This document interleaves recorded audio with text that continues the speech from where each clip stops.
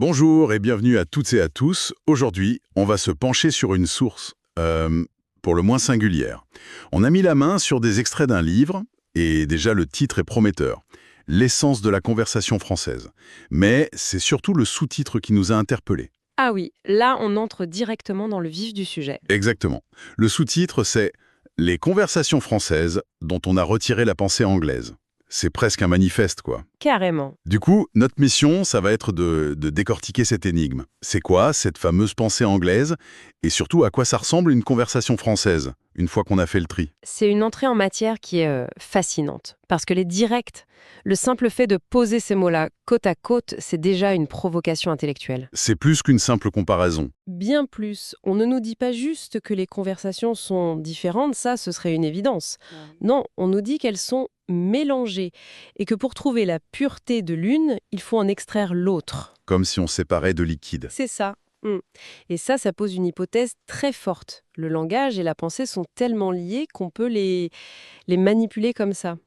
Ça suggère que la conversation, ce n'est pas juste échanger des mots. Non, C'est un théâtre culturel. un théâtre, j'aime beaucoup cette idée. Alors, commençons par le début. Le premier mot du titre, l'essence, c'est un mot énorme quand même. Oui, c'est un mot très fort. Quand on cherche l'essence d'un truc, on cherche son âme, son ADN, quoi. Alors, l'essence de la conversation française, ce serait quoi? La politesse? L'art du débat? L'humour, peut-être. La séduction intellectuelle. Oui, voilà. C'est comme chercher l'ingrédient secret d'une recette super complexe. Et là, le sous-titre nous dit un truc un peu fou. Quoi donc? Il nous dit que l'ingrédient secret, en fait, il n'est pas à ajouter. Il apparaît quand on en retire un autre, l'ingrédient anglais. C'est une démarche complètement à l'envers. C'est ça. C'est une démarche de purification, presque alchimique. Et ce qui est fascinant ici, c'est que cette idée même d'une essence, d'un truc immuable, c'est déjà un concept philosophique en soi.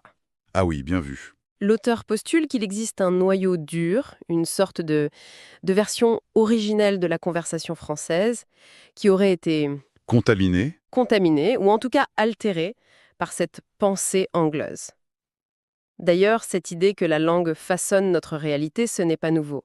On se demande depuis longtemps si les mots décrivent le monde ou s'ils le construisent. Et là, notre source, elle a choisi son camp. Ah oui, et de manière très radicale. Bon, alors, si on veut résoudre l'énigme, il faut identifier le coupable. C'est quoi cette fameuse pensée anglaise dans le cadre d'une conversation? Moi, le premier truc qui me vient à l'esprit, c'est le cliché absolu. Je pense qu'on pense à la même chose. Le small talk. Évidemment. La conversation de remplissage, parler de la météo, pas parce que ça nous passionne, mais pour combler un silence, pour créer une connexion sans aucun risque. Exactement. C'est une sorte de lubrifiant social. C'est l'idée que le silence est un problème qu'il faut absolument résoudre. Tout à fait. Et ça me fait penser à autre chose qui pourrait être lié. C'est le pragmatisme. Développe un peu. But, aboutir à une conclusion, une décision, une solution. C'est une conversation outil. Oui, une conversation qui a un objectif. Et si on pousse cette logique, on peut y ajouter l'idée d'efficacité et même d'harmonie. L'harmonie. Oui, le but est de garder une interaction fluide, d'éviter les frictions, les vagues. On pourrait appeler ça une approche transactionnelle. Transactionnel. Oui, l'échange de mots est une transaction sociale. Et le but, c'est de renforcer le lien sans bousculer personne. Et pour ne bousculer personne, il y a un autre outil célèbre. Lequel? La litote. Le fameux understatement britannique. Ah oui, Cette façon de tout minimiser, pour ne jamais être trop direct, pour ne pas heurter. Si un truc est génial, on va dire que c'est pas mal du tout. c'est un mécanisme de protection contre le conflit direct. C'est ça. Tout à fait. Et tout ça, ça dessine un portrait qui est très cohérent, en fait. Si on synthétise la pensée anglaise que notre source décrit en creux, ce serait donc une philosophie de la conversation où le confort, le consensus et l'efficacité priment. D'accord. C'est une vision où l'échange est un moyen d'atteindre un but pratique ou juste le maintien de la paix sociale. Alors voilà où ça devient super intéressant. Si on met ça en face de l'essence française, on a un vrai choc des philosophies. Carrément. D'un côté, la conversation comme outil pour maintenir l'ordre, et de l'autre, la conversation comme quoi?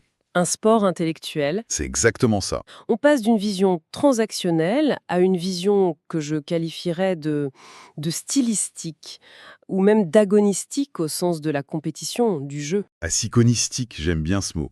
L'idée, qu'on associe souvent à la culture française, c'est que le débat, le désaccord, la confrontation d'idées, ce ne sont pas des bugs dans le système. Ah non, Ce sont les fonctionnalités principales. c'est ça. Le processus, la joute verbale, c'est souvent bien plus important, plus savoureux que le résultat final. Le but, c'est pas forcément d'être d'accord à la fin, c'est de bien argumenter. D'accord, je crois qu'on a une image assez claire de ce qu'il faut retirer. Alors faisons-le. Faisons l'expérience de pensée. On prend une conversation, on enlève le small talk, on retire la recherche de consensus à tout prix, la peur du désaccord, la retenue. Qu'est-ce qui reste? Ben oui, c'est ça la question. Est-ce que ça ne devient pas juste une dispute généralisée, un chaos où tout le monde se crie dessus? C'est la question clé.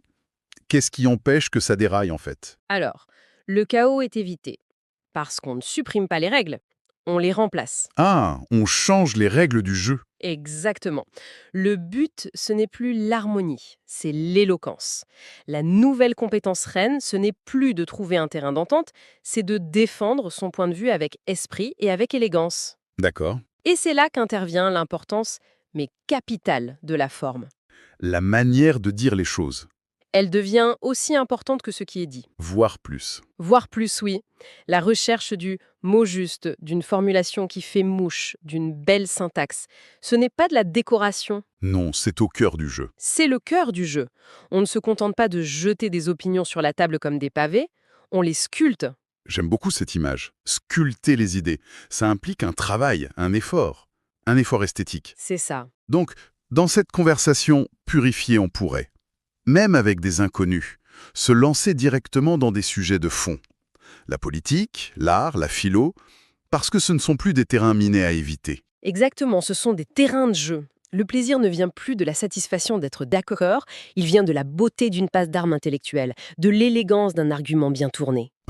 De la surprise d'une idée à laquelle on n'avait pas pensé. Voilà. C'est une conversation qui ne vise pas à partager des faits, mais à confronter des visions du monde.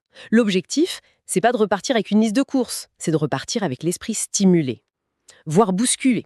Bon, il faut que je pose la question qui fâche un peu. Je t'écoute. Est-ce que tout ce portrait, ce n'est pas un énorme cliché un peu romantique, une sorte de fantasme d'intellectuel parisien?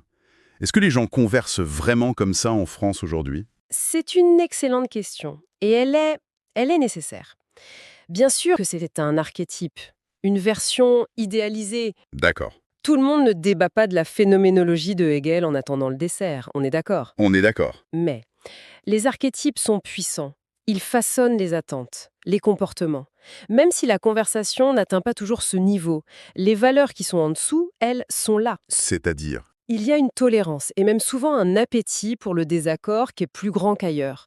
Une impatience face à ce qui est perçu comme une conversation superficielle et une vraie admiration pour quelqu'un qui parle bien.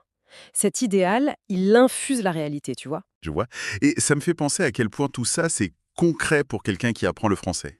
Ah oui, complètement. Notre source, même si c'est juste une phrase, c'est un avertissement crucial. Elle dit « Attention, la grammaire et le vocabulaire, c'est le permis de conduire, mais ça ne vous dit rien du code de la route locale. » C'est exactement ça. C'est le piège classique de l'apprenant avancé qui a une maîtrise technique parfaite de la langue, mais qui continue de provoquer des accidents culturels. T'as un exemple en tête? Oui, ça me rappelle un dîner à Londres il y a quelques années. J'avais tenté de lancer un petit débat sur un film qui venait de sortir, en soulignant ses faiblesses, selon moi, Et alors? le silence et l'inconfort palpable dans la pièce.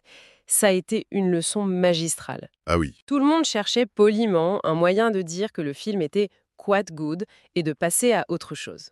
J'avais importé le mauvais code de la route. C'est un exemple parfait. Alors, rendons ça encore plus pratique. Un anglophone se retrouve à un dîner à Paris. Son réflexe culturel, pour être poli, c'est de chercher un sujet, Sûr. consensuel. Oui. Disons une série télé que tout le monde adore. Il lance le sujet en espérant que tout le monde va dire « Oui, c'est génial ». D'accord. Quelle est la réaction la plus probable? Il va juste passer pour quelqu'un d'ennuyeux. Ce ne sera pas perçu comme malpoli, non, mais probablement comme décevant. Décevant. Oui, il obtiendra des réponses polies. « Ah oui, c'était pas mal. J'ai bien aimé. » Mais il sentira que la conversation ne décolle pas. Et très vite, quelqu'un va changer de sujet pour quelque chose de plus de plus discutable. Donc son offre de consensus, c'est pour ça que la consigne du sous-titre est si profonde. Il ne faut pas juste traduire ces phrases, Non, il faut adapter sa stratégie conversationnelle. il faut changer de système d'exploitation, en fait. Passer je sais pas, de Windows à macOS. Les deux font tourner des programmes, mais la logique interne est totalement différente. C'est exactement ça. Et tout ce puzzle nous ramène finalement à cette fameuse hypothèse en linguistique, celle de Sapir-Whorf. Oui, L'idée que la langue qu'on parle, ce n'est pas juste un jeu d'étiquettes qu'on colle sur une réalité qui existe déjà. mais Mais quelle est l'architecture même de notre pensée? Le logiciel qui organise notre perception du monde? Le sous-titre de notre source, c'est juste une version incroyablement provocatrice et concise de cette idée. pour vraiment converser dans une autre langue, il faut accepter de penser, même un instant, dans la culture de cette langue. Tout à fait. Au final, cette seule phrase, elle nous aura fait faire un sacré voyage. On est parti d'un sous-titre un peu obscur pour arriver à cette idée que la conversation, ce n'est pas un outil universel. Ça ne marche pas pareil partout. Non, c'est un art local. C'est un art local, avec ses propres codes, sa propre définition de la beauté. Un échange brillant à Paris n'est pas forcément le même qu'à Londres, et c'est ça qui rend tout ça si complexe et si passionnant. Absolument. Et pour laisser nos auditeurs avec une dernière pensée à méditer, je voudrais juste inverser la proposition de la source. Ah, intéressant. Le livre suggère de retirer la pensée anglaise du français. Mais que se passerait-il si on tentait l'inverse? Que signifierait retirer la pensée française d'une conversation en anglais? Qu'est-ce qu'on devrait abandonner? Oui, quelle convention, quel plaisir spécifique, quelle essence du coup? Serait-ce l'art du débat contradictoire, le plaisir de la théorie pour la théorie, la recherche de l'élégance formelle au détriment de la simplicité? La question reste ouverte.